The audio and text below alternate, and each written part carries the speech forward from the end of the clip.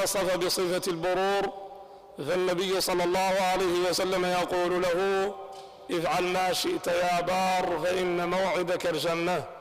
والذي اتصف بنقيضتها يقال له: افعل ما شئت يا عاق فإن مصيرك النار.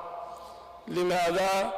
لأن البرور لا يوفق له إلا من أراد الله به خيرا، ولا يصرف عنه إلا من أراد الله به شرا.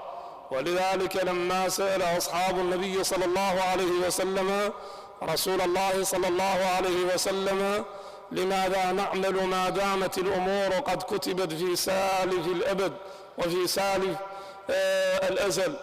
فالنبي صلى الله عليه وسلم رد عليهم قائلا: اعملوا فكلكم ميسر لما خلق له. فالذي يسر للبرور فمعناه أنه خلق للجنة، والذي صرف عن البرور فمعناه أنه خلق للنار. أعاذنا الله وإياكم من